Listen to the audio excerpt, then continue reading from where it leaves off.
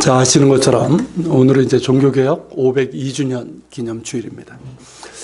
목회자 모임 가운데 아드 폰테스라는 데가 있어요. 우리말로 하면 본질로 돌아가자라는 뜻인데, 그러니까 신앙의 본질, 특별히 교회 본질로 돌아가자라는 그런 목회자 모임이 있습니다. 그 모임에서 지난번 우리 교단 이제 총회 결의, 그러니까 명성교회 세습과 관련된 결정에 대해서 입장문을 이렇게 발표를 했는데, 이번 이제 종교개혁주일에 교회들이 공동으로 이제 설교문을 가지고 설교를 하고 공동 기도를 하자라는 그런 이야기가 있었어요. 그래서 이제 오늘은 그 약속에 따라서 이 아드 폰테스에서 속한, 그리고 저는 이제 거기 속해 있는 건 아닌데 뜻을 같이 하고 있습니다. 그래서 뜻을 같이 하는 목회자들이 같은 설교 본문을 가지고 말씀을 전합니다.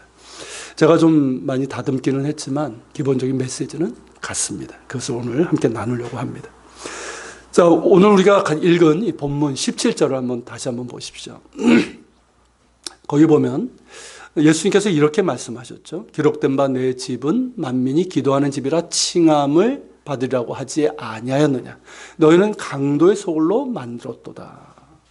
자, 이 말씀인데요. 예수님의 이 말씀을 오늘 한국교회 현실에 비춰서 읽으면 교회를 향한 주님의 뜻이 무엇인지를 우리가 깨닫게 되고, 또 우리의 마음을 주님의 뜻에 모을 수 있을 겁니다. 본문을 뭐라고 그러죠? 이 사건을 뭐라고 그럽니까? 제목이 있죠. 성전 정화 내지는 성전 개혁이라는 제목으로 이렇게 본문을 부르는데요. 같은 장면을 이제 서술하고 있는 요한복음 2장 21절에 보면 예수님께서 뭐라고 하셨냐면 자신의 몸이 곧 성전이라, 예수님 자신이 성전이라 말씀하셨어요. 그리고 사도 바울은 고린도전서에서 교회는 그리스도의 몸이라고 말합니다. 그래서 이 신약 성경을 따르는 우리 그리스도인들은 교회가 곧 성전임을 믿습니다. 물론 교회란 교회당 건물을 얘기하는 게 아니에요. 그리고 교회 건물을 성전이라고 하는 것은 옳지 않습니다. 교회는 성도들의 모임입니다. 예수 그리스도를 구주로 고백하며 따르는 성도들의 모임이 바로 교회입니다. 그런 성도들이 모여서 그리스도의 몸을 이루는 것이고, 이것이 성전인 거예요. 그래서 우리는 성전을 가리켜서 하신 예수님의 말씀을 오늘 한국교회를 향해 주시는 말씀으로 읽을 수가 있습니다. 먼저 예수님께서 이 말씀하신 맥락을 한번 살펴보기로 하면, 이 일은 언제 이루어진 거죠? 예수님의 공생애 중에서 마지막 일주일, 우리가 고난주간이라는 그때 일어난 겁니다. 비교적 초기였죠. 예수님께서 나귀를 타고 예루살렘에 입성하시고 나서 그 다음날 성전에 들어가셔서 성전 안에서 매매하는 자들을 내쫓으시고 돈 바꾸는 자들의 상과 비둘기 파는 자들의 의자를 둘러 엎으셨습니다. 바로 이 그림인데요. 이게 이제 구스타프 도레라고 하는 사람의 판화야, 유명한 판화인데 이와 관련된 그림들이 많이 있습니다. 여러분, 이 장면에서 여러분 어떠십니까? 우리가 지금까지 보았던 예수님의 모습과는 사뭇 다른 모습을 보게 되죠. 특히 예수님에 대해서 아주 따뜻한 느낌, 그리고 이제 궁율이 많으시고 웃으시는 그런 예수님의 모습을 많이 생각하는 분들에게는 굉장히 당황스러울 수도 있는 예수님의 모습이에요. 이때 예수님의 표정이 어땠을까요? 본문에는 나오지 않지만 아마도 평안하거나 담담하거나 웃는 그런 표정은 아니셨을 거예요. 예수님께서는 경노하셨던 것을 우리는 어렵지 않게 짐작할 수가 있습니다. 지금까지 예수님께서 이렇게 분노하신 적, 이렇게 경노하신 적이 없어요. 그러니까 책망하신 적은 있지만 이렇게까지 예수님께서 정말 경노하시고 또 격렬하게 정말 채찍을 들고 그리고 상을 뒤집어 엎으실 만큼 격렬하게 행동하신 적이 없습니다. 그렇다면 왜 예수님께서 이토록 경노하시고 이렇게 격렬하게 행동을 하셨을까요? 그것은 다름 아니라 성전에서 벌어지고 있는 비정상적인 일들 때문이었습니다. 자, 성전은 본래 하나님과 사람들을 매개하는 장소였어요. 그러니까 사람이 하나님께 나아갈 수 있고 하나님과 만나는 장소죠. 그러면서 이스라엘 백성이 하나님께 속죄 제사를 드릴 수 있는 유일한 장소였습니다. 물론 이제 신약 시대는 여러 곳곳에 회당이 있어서 유대인들이 이제 회당에 예배를 드릴 수 있었지만 속죄 제사, 즉 자신의 죄를 가지고 하나님께 나아가면서 속죄 제사를 드릴 수 있는 곳은 유일한 곳이었고, 성전이 유일한 곳이었고, 성전은 여전히 유대교의 중심적이고 상징적이고 실제적인 위치를 차지하고 있었습니다. 그래서 전 세계에 흩어져 있던 유대인들, 뭐 예루살렘하고 가까운 유대인들은 괜찮지만 로마 제국 저 멀리 있는 유대인들은 평생 소원이 뭘까요? 뭐 지금처럼 여유 있는 때가 아니잖아요. 요즘 먹고 살기 정말 힘든, 농사도 짓고 이래야 되는 그들이 평생 소원이 뭐냐면 예루살렘 성전을 가는 거예요. 그리고 실제로 그들은 하나님을 향한 그런 열망, 이런 걸 가지고 거기 이제 오기, 성전에 대한 열망이죠, 사실은. 그렇게 해서 이제 왔고, 그래서 이 성전은 절기 때뿐만 아니라 날마다 사람들로 북적이던 그런 곳이었습니다. 그런데 사람들의 그런 열망과 기대와는 달리 당시 예루살렘 성전은 하나님이 아니라 돈과 권력이 지배하던 곳이었습니다. 하나님을 향한 순수한 열망, 진실한 삶으로 드리는 영적인 예배 대신에 온갖 인간의 이권과 탐욕으로 오염되어 있었습니다. 구약의 제사법에 따르면 어떤 짐승만 제물로 드릴 수 있었을까요? 흠없는 거예요. 흠없는 거. 물론 이제 정결한 짐승이지만 흠없는 정결한 짐승만 제사로 드릴 수 있습니다. 그런데 이 제물에 흠이 있고 없음을 판별하는 게 누구의 권한일까요? 자, 사람들이 제물을 가지고 성전으로 올라가면 그것을 이제 이게 흠이 있는지 이게 바쳐도 되는 건지 판별하는 권한이 있을 거 아니에요. 누굴까요? 제사장의 권한이에요. 자, 이 당시 제사장들은 어땠냐면 그 권한을 돈벌이의 수단으로 삼았어요. 자, 백성들이 제사 드리려고 이렇게 가져온 짐승들을 이런저런 이유를 대면서 뭐 한쪽 다리가 짧네 뭐 이러면서 이제 불합격 판정을 내리는 경우가 많았습니다. 그러면 아무리 가져왔어도 제물로 드릴 수 없는 거예요. 그러면서 뭐냐면 성전에서 파는 짐승을 사라. 그렇게 이제 권했던 것이죠. 자, 장사치들은 어땠을까요? 성전 밖에서 원래 팔았던 건데 성전 안으로 들어온 사람들이 있었어요. 누가 허락한 걸까요? 제사장들이. 성전 뜰 안까지 들어와서 사는 게 훨씬 더 낫거든요. 그래서 뒷돈을 주고 그렇게 성전 안에서 장사할 권리를 얻었습니다. 그리고 제사장들에게서 받은 확인서가 있어요. 확인서. 그러니까 이 제물은 제물로 드리기에 적합한 것이다라는 확인서가 있어요. 근데 그거를 들이미는 거예요. 실제로는 어떤 짐승일까요? 흠이 많은 그런 짐승 경우가 많았어요. 그런데 확인 증서가 있으니까 no problem.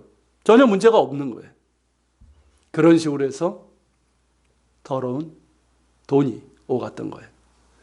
어떤 유대인들은 이 성경에 정해진 대로 해마다 성전세로 몇 세겔? 성전세를 드리게 돼 있죠. 반세겔을 드리게 돼 있어요. 오경에 나와요. 그 당시 세겔은 이제 크게 두 종류가 있었는데 일반 백성들이 쓰는 세겔이 있었어요. 그러니까 일반 세겔이 있었고 그리고 성전세로 내는 두로 세겔이라는 게 있었습니다. 이 두 가지 중에서 성전세, 이 두로 세겔로 내게 했는데 두로 세겔이라고 하는 이유가 뭐냐면 지중해 북쪽에 두로 아시죠? 지금의 이제 레바논 쪽에 있는데 거기서 만들었기 때문에 그래요. 근데 주전 18년 경서부터는 거기서 이제 만들지 않고 그러면서 예루살렘 인근에서 만들었는데 이 두로 세겔은 뭐냐면 순은으로 만든 은화예요. 그래서 이 두로 세겔 1세겔의 가격이 얼마냐면 4데나리온이었어요. 로마식으로 하면. 자, 우리가 데나리온은 많이 들었죠. 자, 1데나리온은 당시 노동자의 하루 품삯이었다고 합니다. 지금으로 하면 얼마죠? 하루 품삯이라고 하면 한 10만 원? 그래서 그렇게 볼 수 있죠. 그러니까 1두로세겔이 얼마 가치가 얼마면 4데나리온. 4일치 품삯이에요. 작은 돈이 아니에요, 그게. 그리고 반세겔은 뭡니까? 이틀치 품삯에 해당되는 거죠. 이건 역시 가난한 사람들에게는 적은 거 아니에요. 자, 어쨌든 이걸 이제 바쳐야 되는데 문제는 뭐냐면 이 두로세겔에 뭐가 그려져 있었냐면 헤라클레스 아시죠? 헤라클레스의 그 조상이 새겨져 있고 뒤에는 독수리 문양이 있어요. 자, 이것은 어떤 형상이나 문양을 새기지 말라는 하나님의 말씀, 십계명에 어긋나는 것이에요. 게다가 헤라클레스는 어디 나오는 겁니까? 신화에 나오잖아요. 그것이 찍혀져 있어요. 그런데 그 당시 유대교 종교 지도자는 뭐라고 그랬냐면 자, 성전세로 바치는 이 동전은 동전의 은의 함량, 그 순도와 무게가 중요하지 거기에 새겨져 있는 형상이 중요하지 않다. 이렇게 결론을 내린 거예요. 무슨 얘기인지 아십니까? 스스로 율법을 어긴 거예요. 왜냐하면 이 두로 세겔이 일반 세겔보다 가치가 2배가 높아요. 똑같은 세겔인데 가격이 틀려요. 가격이. 그러니까 은의 함량이 99%가 넘어요. 그런 게 어떻습니까? 2배 이상의 가치가 있는 거예요. 그러니까 반 세겔 내라고 그러면 일반 세겔로 내는 것보다 두로 세겔로 내는 게 어떻습니까? 훨씬 더 많은 수입이 들어오게 되는 거예요. 그러니까 두로 세겔로만 내게 한 거예요. 그러면서 여기 이 세겔에는 지금 헤라클레스의 형상이 있지 않냐? 그러니까 형상이 중요한 게 아니라 이게 순도가 중요하고 무게가 중요한 거야. 이렇게 결론을 내렸다는 거예요. 가관이죠. 자, 그런데 더 고약한 건 뭐냐면, 자, 1두로세켈을 내면 성전세는 반세겔이잖아요. 반이잖아요, 반. 2분의 1세켈. 그러면 거슬럼 돈을 줘야 되잖아요. 뭘로 줬을까요? 두로세켈로 안 주고 일반 세켈. 가치가 반밖에 안 되는 일반 세켈. 조금 이것도 반세겔이잖아. 50%를 띄어먹는 거예요. 아니면 두로세켈로 주더라도 상당한 수수료를 받습니다. 지금도 환전 수수료가 있지만 지금의 은행에서 받는 거하고는 달라요. 그렇게 수수료를 띄는 거예요. 자, 한 사람으로 보면 그렇게 크지 않다고 할 수 있겠지만, 자, 수많은 사람들이 성전에 왔고 유대인들은 율법에 따라 의무적으로 1년에 한 번은 성전세를 내야 됐습니다. 그리고 성전에는 이 성전세를 내는지 안 내는지를 감시하는 행정관이 있었어요. 만약에 유대인들이 올라와서 안 냈다 그러면 잡아가지고 체포하거나 폭행을 가할 수 있는 권한도 있었어요. 무서웠던데요, 성전이 예전에는. 자, 이렇게 제사장들이, 자, 환정사들이 이런 체계로 환전할 수 있도록 허락해 준 거예요. 이렇게 할 수 있도록. 그리고 그 수익의 얼마를 제사장들이 받았던 거죠. 그리고 그 수입으로 뭘 했을까요? 로마 정부, 헤롯 정부와의 관계하는 정치자금, 그리고 대제사장의 개인적인 축제 수단이 됐던 거예요. 그래서 성전은 뭡니까? 어땠을까요? 딱 올라가면, 거룩한 성전에 정말 딱 올라갔는데, 하나님을 배우려고 올라갔는데 딱 올라가니까 어때요? 이 장사판이 벌어지는 거예요. 그것도 더러운 장사판이. 그러니까 이들은 성전의 타락과 부패를 보여주는 표상과도 같았습니다. 그러니까 예수님께서 어떠십니까? 쫓아내시고 그들의 장사판을 뒤집어 엎어버리신 거예요. 그러고 나서 예수님께서 구약 성경을 인용하여 말씀하셨죠. 기록된 바 내 집은 17절인데 내 집은 만민이 기도하는 집이라 칭함을 받으려고 하지 않았느냐. 너희는 강도의 소굴로 만들었도다. 여러분, 기록된 바 이게 뭐냐면 이사야서 56장 7절, 예레미야 7장 11절이에요. 이 말씀을 인용하신 거예요. 그러면서 하신 이 말씀을 잘 보세요. 자, 성전이 뭡니까? 세 가지 용어가 있어요. 여기 보면 내 집, 두 번째는 만민이 기도하는 집, 세 번째는 뭘까요? 강도의 소굴. 이 세 가지 표현이 나와요. 먼저 예수님께서는 성전을 가리켜서 내 집이라고 하셨어요. 인용된 두 예언서 본문에는 내 집이란 누구의 집을 얘기하는 겁니까? 누가 한 말이에요? 왕이 한 말이 아니에요. 하나님께서 하신 말이에요. 그러니까 그 이사야서나 예레미야에서 내 집이라고 할 때는 누구의 집을 얘기하는 겁니까? 하나님의 집을 얘기하는 거예요. 성전은 하나님의 집입니다. 그리고 하나님의 아들이신 예수님의 집이에요. 교회 역시 그러합니다. 교회 건물이나 교회 자체가 성전은 아니지만 우리가 앞서 나눴던 것처럼 교회는 친히 성전이신 예수 그리스도의 몸이기에 교회도 성전이라 할 수 있습니다. 교회 주인 역시 하나님이십니다. 예수님이십니다. 너무나 당연하죠. 너무나 당연하지만 이것을 망각한 채로 자신들의 소유로 만들려는 사람들, 예나 지금이나 많습니다. 성경을 통해서 하나님께서 이미 성전은 내 집이라고 하셨음에도 불구하고 당시 성전 지도자들은 하나님의 주권을 부정하고 성전을 자신들의 소유로 만들려고 했어요. 하나님의 집을 자신들의 권력의 수단이면서 그리고 자신들의 이권을 채우기 위한 사적인 그런 욕망의 도구로 전락시켰다는 거죠. 다시 말해서 당시 성전 지도자들은 성전을 사유화했다는 거예요. 그런 성전 지도자 중에서 예수님은 그들이 하나님의 집을 뭘로 만들었다? 강도의 소굴로 만들었다는 거예요. 자, 강도는 무슨 일을 하는 사람입니까? 어떤 사람이에요? 다른 사람의 소유를 강제로 폭력으로 갈취하는 사람이죠. 그걸 강도라고 그래요. 이들이 바로 그랬다는 거예요. 즉 하나님을 섬기고 성전을 섬긴다고 하는 성전 지도자들이 실제로는 폭력과 속임수로 하나님의 집을 갈취하고 있었다는 거예요.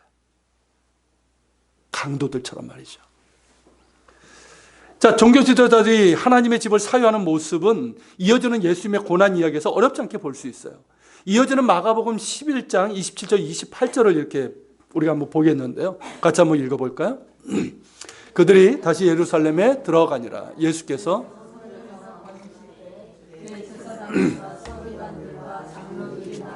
이르되 무슨 권위로 이런 일을 하느냐?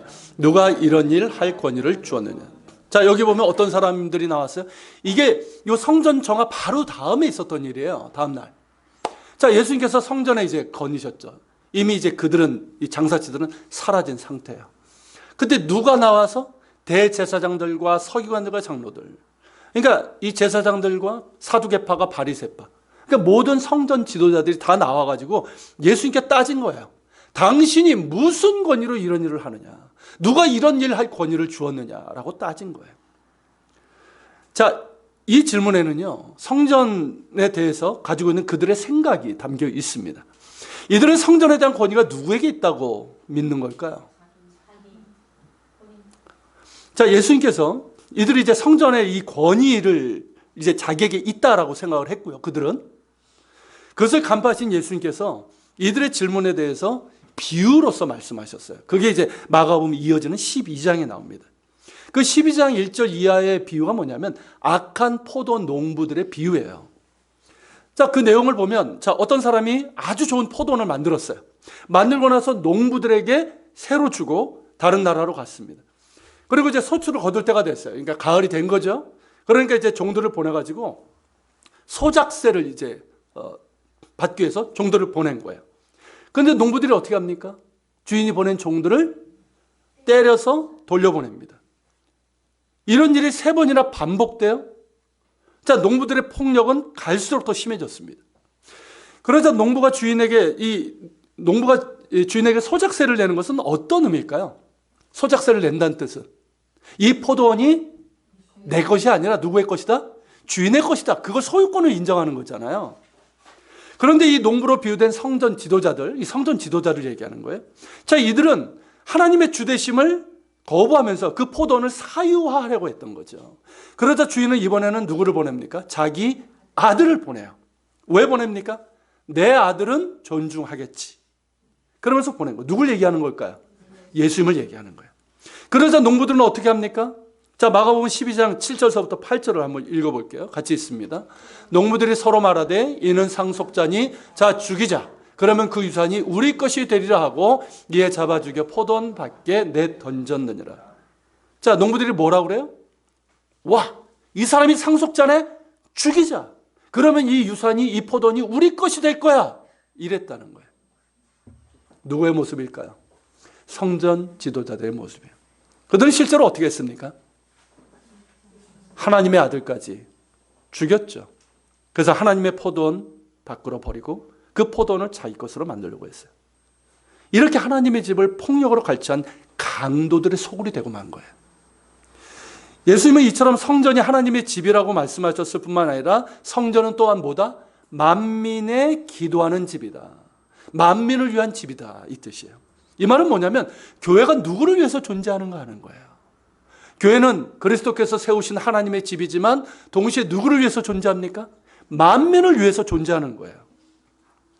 여러분, 여기서 만민이라고 이 번역된 이 단어를 직역하면 뭐냐면 모든 민족이에요. 모든 민족을 위한 집, 그게 교회예요. 그리고 예수님의 가르침의 맥락에서 보면 이 만민이라고 번역된 이 말은 뭐냐면 모든 종류의 사람들을 포함하는 거예요. 자, 모든 종류의 사람들이라고 할 때는 누구를 얘기하는 겁니까? 이게 여러분 복음서도 그렇고 사도행전 그리고 바울의 서신에 계속 나오죠. 복음엔 차별이 없느니라. 이거예요. 그러니까 유대인과 이방인, 남자, 여자, 종과 주인, 부자와 가난한 자 포함한 인종과 성과 지위, 빈부, 구별 모든 것을 가로지르는 모든 범죄의 사람들. 그 어떤 차별 없이 모든 종류의 사람들을 위한 집이 뭐다? 그게 교회라는 거예요. 그렇기 때문에 여러분, 과거 존재했던, 지금도 미국에는 존재하는데 백인들만을 위한 교회가 있죠. 그건 교회가 아니에요. 그들은 교회라고 하겠지만 교회가 아니에요. 흑인들만을 위한 교회도 교회가 아니에요. 어떤 특정 부류의 사람들만을 위한 교회다. 그건 교회가 아니에요. 그건 친목단체지. 그렇지 않습니까? 자기들끼리만 좋은 거예요. 교회는요, 다양한 문화와 관습을 가진 사람들, 그리고 다른 생각을 가진 사람들이 나와서 편안하게 머물 수 있는 곳이 돼야 됩니다. 이게 교회예요, 여러분.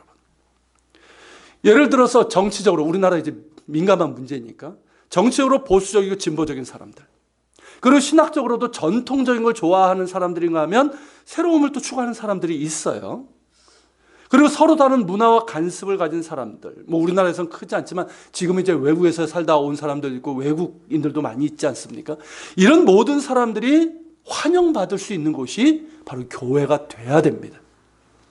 그러면서 보면 지금 정치적인 색채를 강하게 내면서 마치 그거 신앙의 본질인 것처럼 호도하고 선동하는 일부 목회자들, 그리고 교인들의 모습은 심각한 병증이라고 할 수 있어요. 그건 교회 모습이 아니에요. 설령 자신의 정치적인 성향이 있더라도 교회라고 하는 이 공동체는 서로 다른 정치적인 성향을 갖고 있는 사람들이 서로를 존중하는 가운데 그리스도 안에서 한 몸을 이루면서 함께 살아가는 법을 배워야 되는 거예요. 정말 우리나라에서는 이게 너무 필요해요. 조금만 다르면 적이 되고 원수가 돼요. 갈갈이 찢겨져 있지 않습니까? 적어도 교회라는 곳에서는 이걸 배워야 돼요. 당연히 다르죠. 뭐 같이 예배드린다고 같습니까? 생각하는 게 다르고 성향이 달라요. 그렇지만 우리는 그리스도의 몸으로 부르심을 받은 사람들이에요. 한 몸이 되라고 하신 것이고 이미 한 몸이 됐잖아요. 서로를 인정하고 존중하면서 함께 더불어 살아가는 법을 배워야 돼요. 그게 교회예요. 교회는 여러분 정치적인 보수나 진보 그 이상의 것이에요. 여러분 성전도 역시 그래야 됐습니다. 성전은 만민을 위한 집이어야 되는 거예요. 성전이라고 하는 제도, 그리고 성전에서 일하는 사람들은 모든 사람이 어려움 없이 하나님 앞에 나아가서 예배할 수 있도록 돕고 섬기는 만민의 심부름꾼으로 부르심을 받은 사람들이에요. 그렇게 일해야 되는 거예요. 그런데 예수님 시대의 성전은 어떻습니까? 전혀 그렇지 않았다는 거죠. 본문 15절 장면으로 다시 돌아가 봅시다, 여러분. 자, 거기에 보면 예수님께서 성전에서 매매하는 사람들 내쫓으시죠. 여기서 매매하는 자들이란 누굽니까? 성전에 사용할 짐승, 희생제물을 이제 파는 사람들, 그리고 이제 환전한 사람들이요. 그런데 15절 끝부분에 한번 보세요. 거기 보면 누가 특별히 딱 꼭 집어서 다시 한번 언급되는 사람이 있어요. 누굴까요? 비둘기 파는 자들이에요. 앞에 분명히 짐승 파는 자들이 있잖아요. 그런데 비둘기 파는 자가 다시 한번 그것만 다 꼬집어가지고 언급하고 있어요. 왜일까요? 여러분, 이 성전에 드리는 제물은 보통 뭘로 드리게 되어 있습니까? 소나 양으로 드리게 되어 있어요.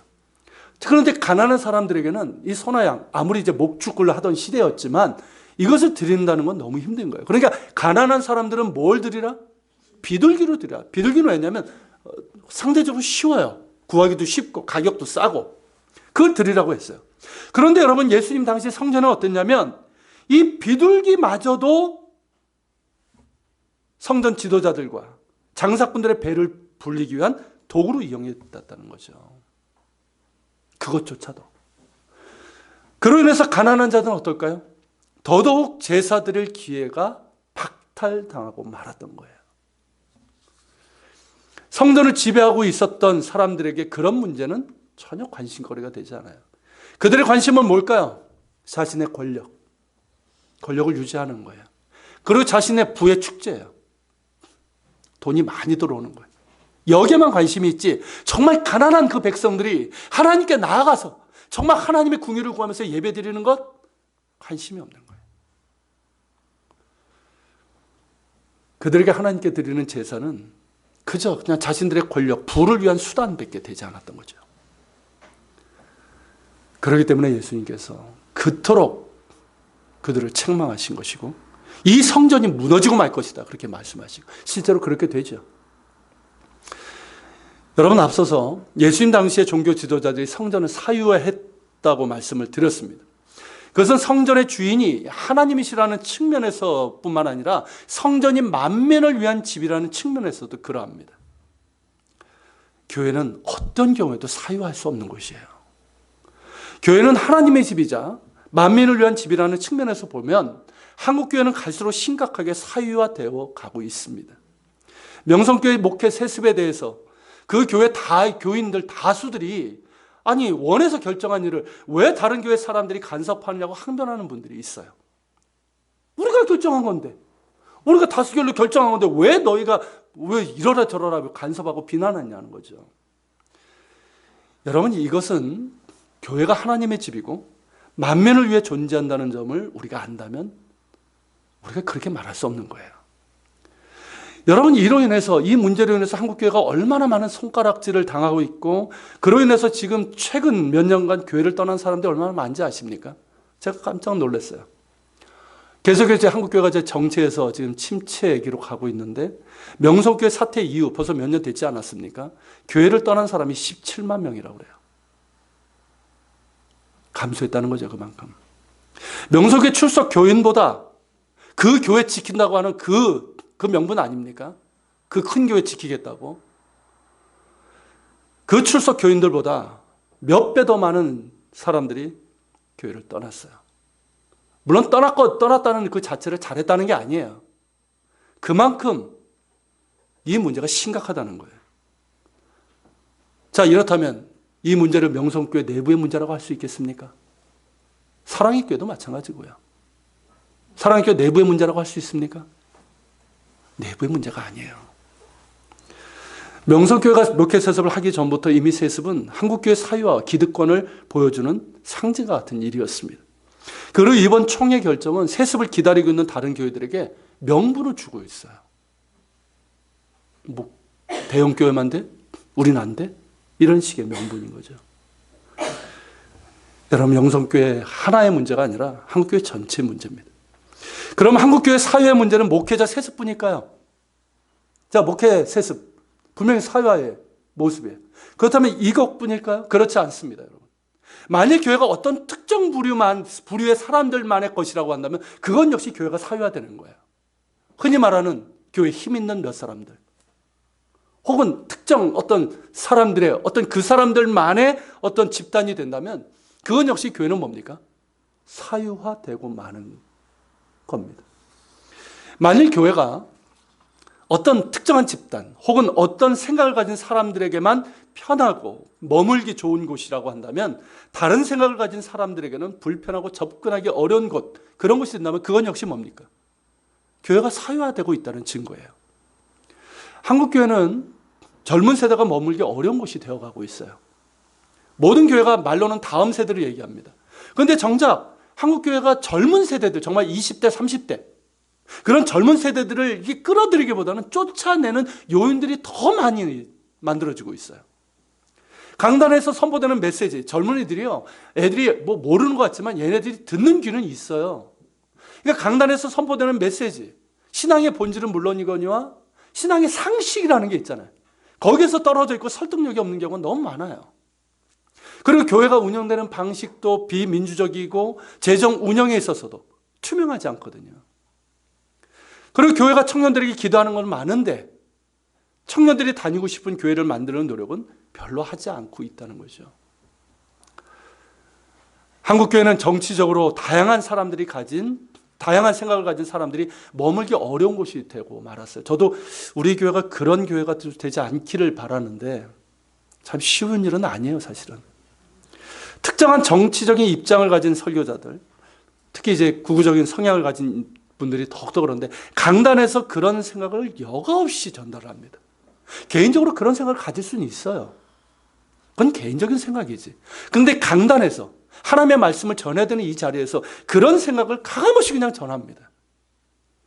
그리고 교인들의 일반적인 대화에서도 그런 얘기를 하는데 그 입장과 다른 사람들도 있잖아요. 여러분, 이건 우리도 조심해야 돼요.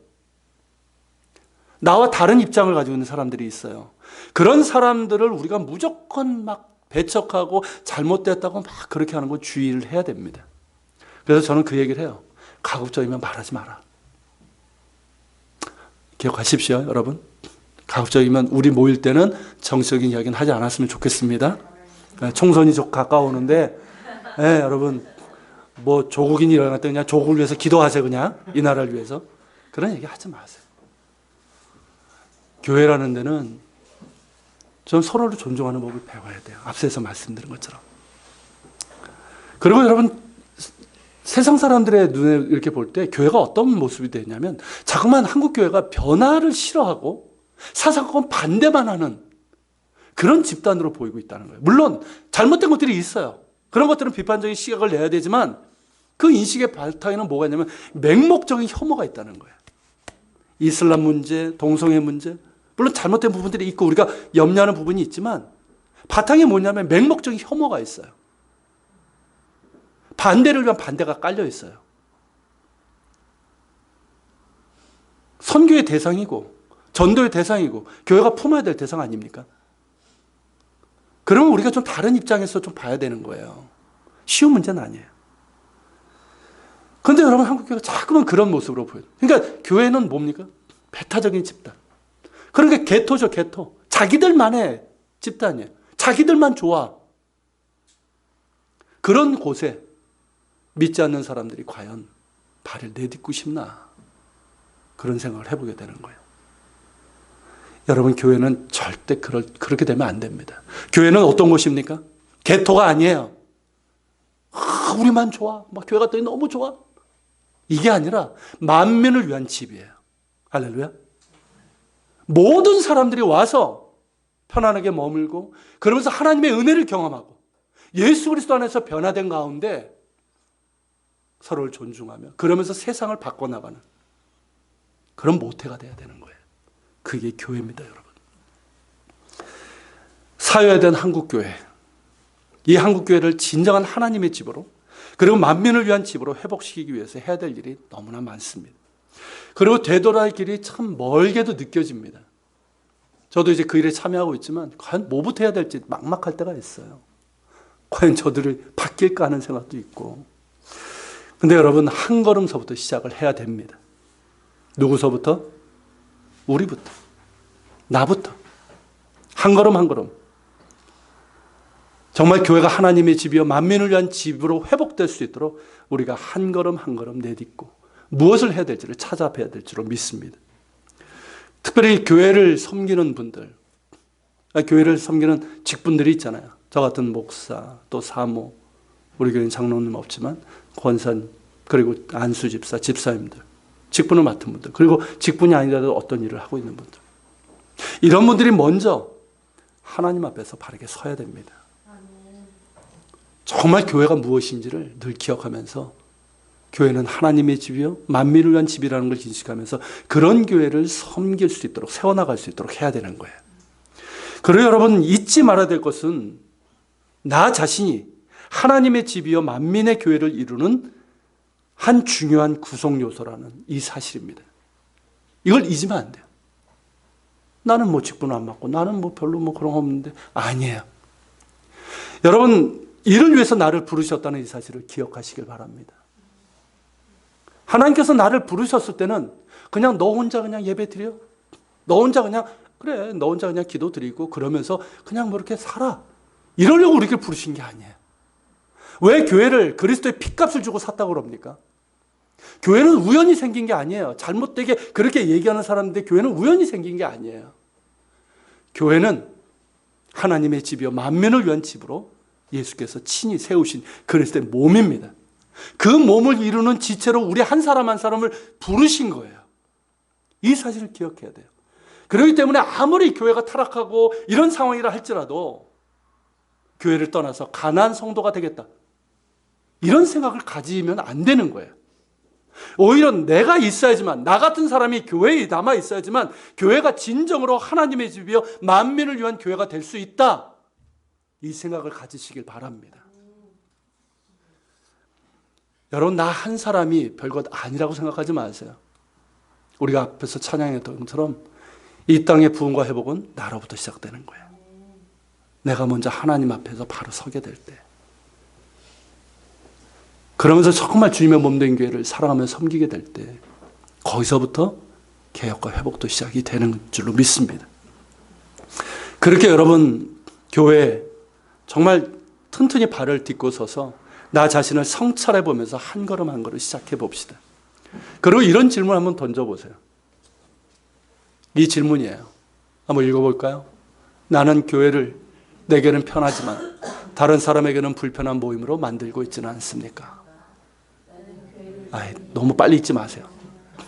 생각을 하셔야 돼요. 여러분 첫 번째 것만 다시 한번 보세요. 많은 의미가 있어요. 나는 교회를 내게는 편하지만 다른 사람에게는 불편한 모임으로 만들고 있잖아요.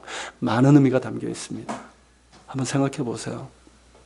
특히 초신자들, 이런 사람들이 왔을 때, 새로운 사람들이 왔을 때, 이건 우리가 늘 생각해요. 왜냐하면 교회를 이렇게 쭉 다니고 신앙생활 오래 하시는 분들은 그걸 잘 몰라요. 저도 잘 모르는 부분이 있더라고요. 근데 처음 온 사람들, 혹은 신앙이 연약한 사람들, 오래간만에 온 사람들, 그죠? 혹은 우리가 다른 사람들이 왔을 때, 여러 가지로 우리가 어떻게 대하고 있는가 돌아봐야 돼요. 우리만 좋은, 그래서 거기에 들어가지 못하는 그런 모임으로 만들고 있지는 않은가. 다행히도 우리 교회는 그렇지는 않은 것 같은데 어쨌든 우리가 생각해 봐야 됩니다. 두 번째 읽어볼까요? 나는 교회를 내 이익이나 명성이나 권력의 수단으로 이용하고 있지는 않습니까? 이게 단순히 어떤 세습이나 사유와 이것뿐만을 얘기하는 게 아니에요. 많은 것들을 우리에게 부여하고 있어요. 교회를 통해서 내가 무언가를 얻겠다 하는 것 자체가 뭐냐면 이거하고 똑같은 거예요. 직분을 위해서 다닌다거나 어떤 이익을 위해서 다닌다거나 다 마찬가지예요. 세 번째 읽어볼까요? 나는 교회 주인이 하나님이심을 분명히 인식하고 교회 하나님의 주되심을 이루기 위해서 애쓰고 있습니다. 우리가 항상 기억해야 될 거죠. 교회 주인은 누구다? 하나님이에요. 그래서 하나님의 뜻을 이루는데 애쓰는 게 우리가 봉사하는 이유예요. 자, 또 읽어볼까요? 나는 예수님께서 아버지의 집을 향한 열정을 보이신 것처럼 주님의 몸된 교회를 향한 사랑을 가지고 예배와 봉사와 친교와 선교의 사역을 감당하고 있습니까? 마지막도 읽어볼까요? 나는 나 자신이 성령을 모신 성전임을 기억하며 예수님의 주되심과 다스리심을 따르며 성전으로서 합당한 믿음과 삶을 살아가고 있습니까? 중요한 질문이죠. 이 질문들, 여러분들, 이 질문들로 자신을 한번 성찰해 보세요. 그러면서 우리가 한 걸음 한 걸음 내딛는 거예요. 그러면서 이 교회를 하나님의 집으로 또 만민을 위한 교회로 그렇게 세워 나갈 수 있는 도구가 될 수 있기를 바랍니다. 교회 주인은 누구라고요? 하나님, 예수 그리스도시고, 교회는 누구를 위해서 존재합니까? 만민을 위해서 존재합니다. 자, 우리 공동기도를 좀 같이 드렸으면 좋겠습니다. 이 공동기도는